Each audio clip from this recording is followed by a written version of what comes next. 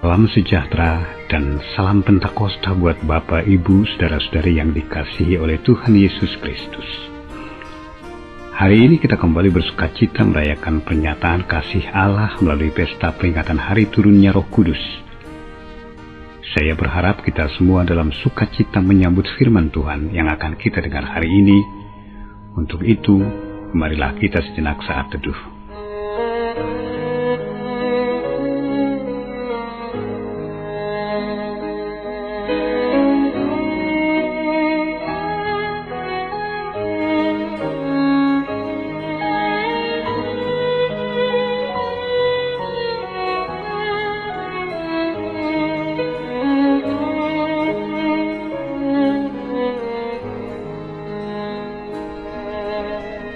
Kita berdoa. Kembali kami menaikkan pujian dan rasa syukur kepadamu, ya Allah Bapa kami yang Maha Pengasih.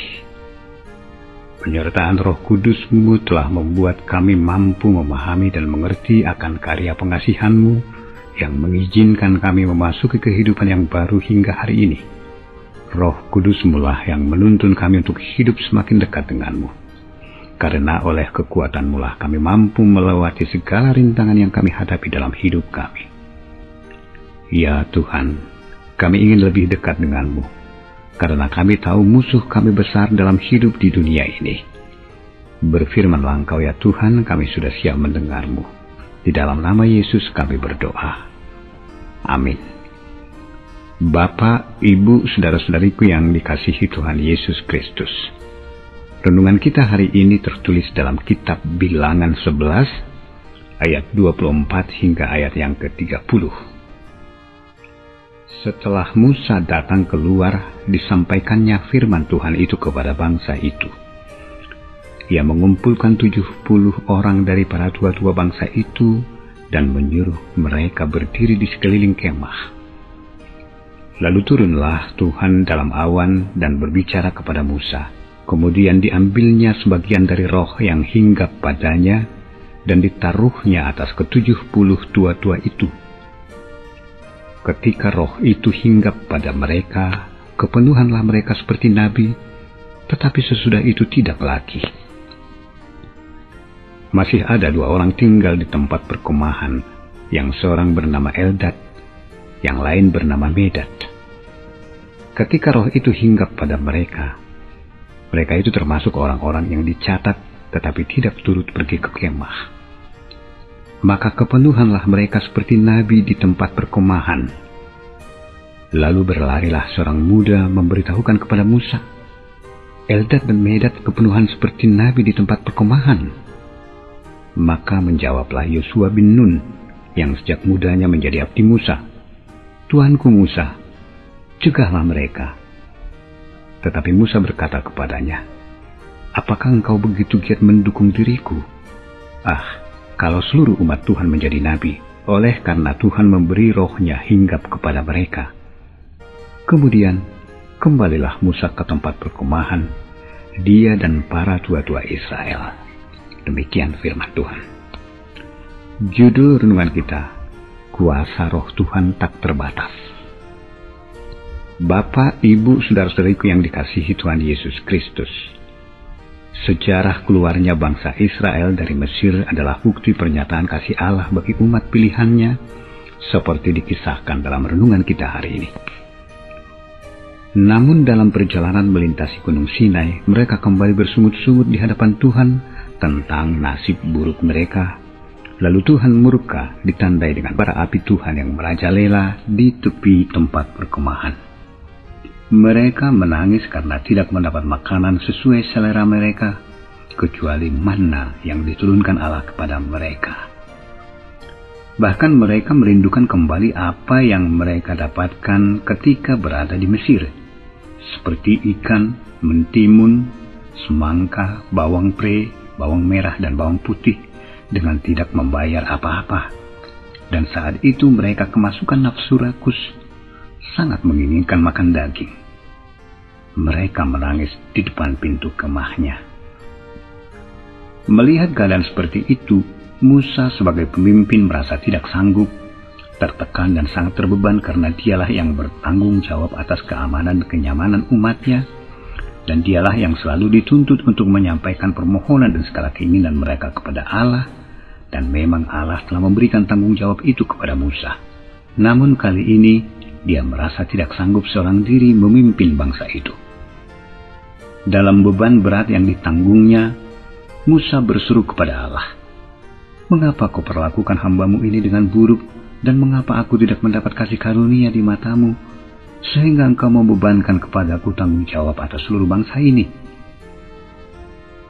Dalam penyerahan diri penuh kepada Allah, Allah mendengar seruan Musa dan berkata, "Kumpulkanlah di hadapanku dari antara para tua-tua Israel 70 orang yang kau ketahui menjadi tua-tua bangsa dan pengatur pasukannya. Kemudian bawalah mereka ke kemah pertemuan, supaya mereka berdiri di sana bersama-sama dengan engkau." Lalu Musa menyampaikan hal itu kepada bangsa itu dan segera melakukan apa yang Tuhan perintahkan. Dia mengumpulkan 70 orang dari para tua-tua bangsa itu dan menyuruh mereka berdiri di sekeliling kemah suci. Sebagaimana Allah berfirman, dia pun turun ke atas mereka dan mengambil sebahagian roh yang hingga pada Musa dan menaruhnya atas 70 tua-tua itu. Seketika itu pula mereka kepenuhan seperti nabi, tetapi sesudah itu tidak lagi. Sementara Eldad dan Medad tinggal di tempat perkemahan. Sekalipun nama mereka tercatat, tetapi tidak ikut masuk ke kemah suci. Mereka juga kepenuhan roh seperti nabi di perkemahan. Yosua abdi Musa setelah mengetahui hal itu menyampaikan kepada Musa agar mencegahnya. Tetapi Musa berkata, "Apakah engkau begitu giat mendukung diriku? Kalau seluruh umat Tuhan menjadi nabi, oleh karena Tuhan memberi rohnya hinggap kepada mereka." Bapak, Ibu, saudara-saudariku yang dikasihi Tuhan Yesus Kristus, kuasa roh Tuhan tak terbatas. Itulah topik renungan kita hari ini. Tuhan mampu menurunkan rohnya untuk berkuasa atas siapa saja. Dan Tuhan selalu berkenan memberikan rohnya kepada siapa saja yang bagi dia dianggap layak. Karunia roh adalah anugerah dari Tuhan. Tuhan memiliki hak mutlak untuk memberikan rohnya kepada siapa saja. Pandangan Musa dalam renungan ini menyatakan bahwa lebih baik jika semua orang Israel mendapat karunia Roh Kudus agar umatnya mampu memahami apa yang Allah inginkan dari mereka. Dan dia tidak sedikit pun memiliki rasa cemburu atas kejadian itu. Musa kembali ke tempat perkemahan bersama para tua-tua Israel. Dengan roh yang diberikan Allah baginya, Musa menunjukkan sikap kepemimpinan yang baik dengan melibatkan orang lain, dalam hal itu tua-tua Israel, untuk berbagi tanggung jawab dalam hal melakukan kehendak Allah. Karena dengan mampu menjalin kerjasama yang baik, segala hal-hal yang baik akan tercipta, terutama yang baik menurut Allah. Allah mengetahui dan melihat siapa saja yang layak mendapat karunia Roh Kudus-Nya, tidak terbatas oleh tempat. Eldad dan Medad mendapat kepenuhan roh, sekalipun mereka tidak masuk ke dalam kemah suci karena Allah berkenan atas mereka. Bapak, Ibu, saudara-saudariku yang kasihi Tuhan Yesus Kristus, dalam perayaan Hari Pentakosta kedua ini, marilah kita semakin mengenal dan memahami kehendak Tuhan dan rencana Tuhan atas hidup kita dengan bersandar kepada tuntunan rohnya, agar kita mampu melakukan apa yang Dia inginkan dalam hidup kita, agar kita dapat bersaksi melalui perbuatan dan seluruh kehidupan kita. Biarlah hati kita menjadi tempat persemayaman Roh Kudus, agar kita mampu melayani dan bersaksi dengan perbuatan-perbuatan yang baik sesuai kehendak-Nya. Pelayanan sekaligus kesaksian kita adalah mewartakan berita keselamatan yang diberikan Yesus melalui kematian dan kebangkitan-Nya, menebus kita sebagai umat yang dikasihi, sekalipun hidup kita bergelimang dosa oleh kejahatan-kejahatan kita sebagai manusia. Dia telah menyediakan tempat bagi kita di sorga dalam kemuliaan-Nya, dan Roh Kudus telah diturunkan untuk menuntun kita ke jalan kebenaran.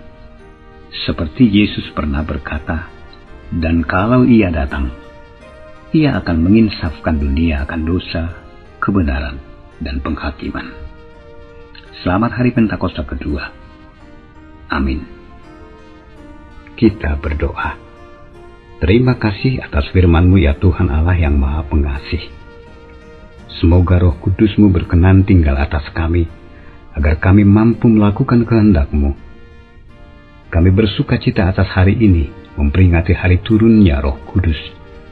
Semoga hidup kami semakin kudus di hadapan-Mu, agar kami menjadi layak sebagai anak-anak-Mu. Berkati seluruh umat-Mu dimanapun berada, agar senantiasa bersyukur atas penyertaan, perlindungan dan pertolongan-Mu.